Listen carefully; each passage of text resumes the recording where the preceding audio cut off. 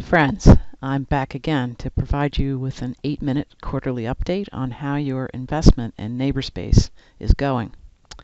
This month I want to talk about our efforts to use land that we currently own or might acquire to attack two pressing problems in our county: food insecurity and disconnected youth.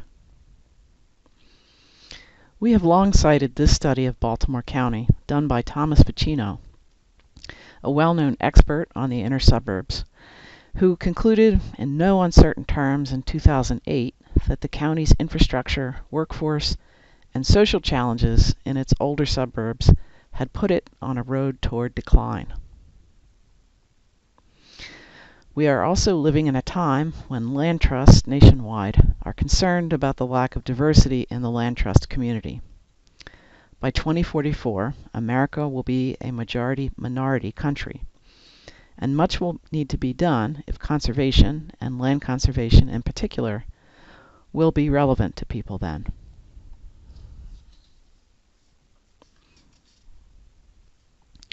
The land trust community has embraced a new saying, that more people will embrace conservation when conservation embraces more people. NeighborSpace has endorsed this important idea and the need to increase our relevance to the communities that we serve.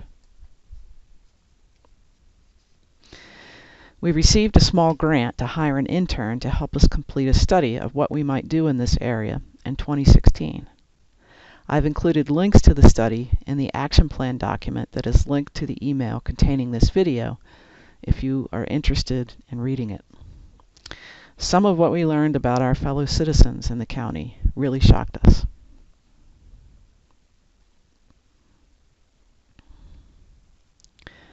First, there is the fact that almost 1/4 of the county's population lives at or below 200% of the federal poverty line. This chart shows you that that's about $40,000 of income annually.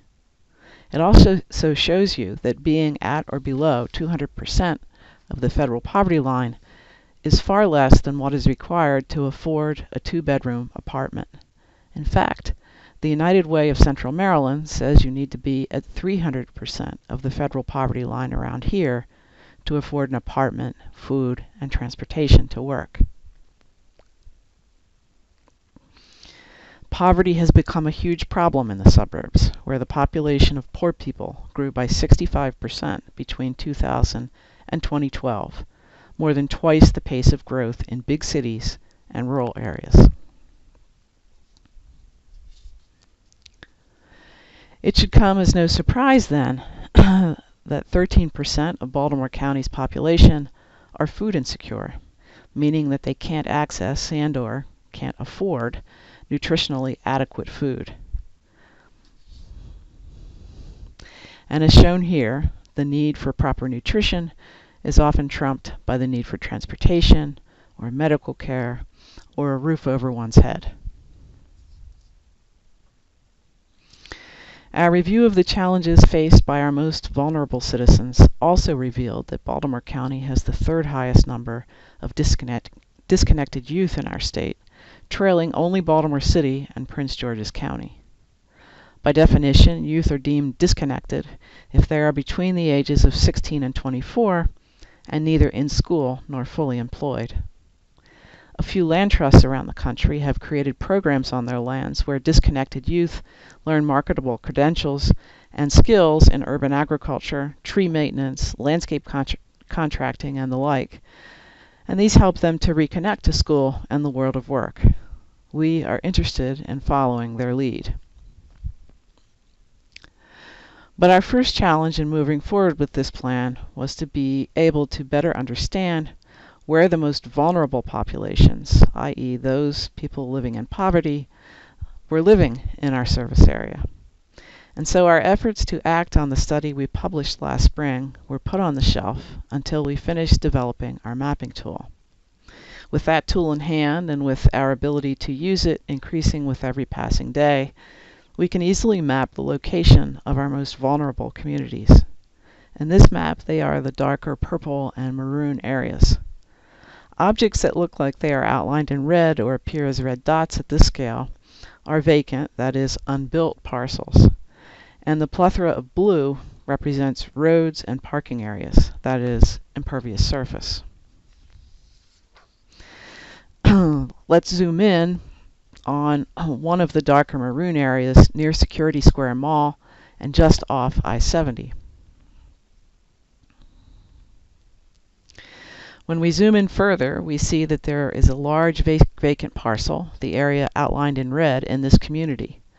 While much more investigation would need to be undertaken to determine its suitability for community-based agriculture, you can see just how easily the new mapping tool allows us to be proactive in identifying parcels for a particular purpose. But we are not farmers, so now that we can put a palette of potential sites together, it is incumbent on us to find potential partners whose expertise lies in farming, and perhaps others or the same people who might be able to offer programming for youth as well. This approach of achieving greater impact by partnering with other organizations is not a new idea. Rather, it comes from a study about successful nonprofits, which concluded that becoming a high-impact nonprofit is not simply a matter of building a successful organization and then scaling it up site by site. Rather, it is by working with and through organizations and individuals outside themselves that successful nonprofits are able to achieve real impact.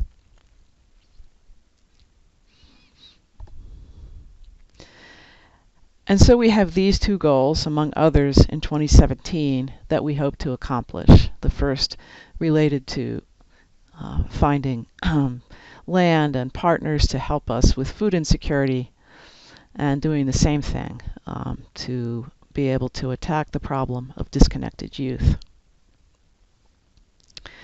And we have this plan, or this is a portion of a much longer document actually, to help us achieve our goals.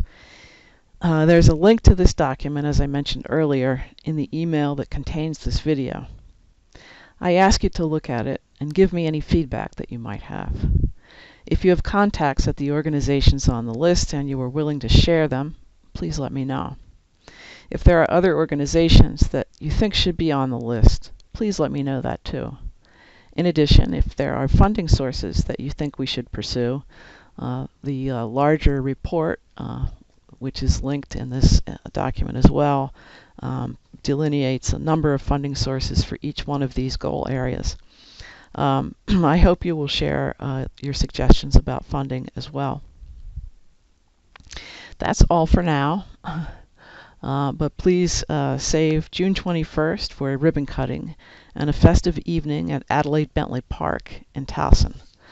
The celebration will take place under tent to avert the challenge of rain.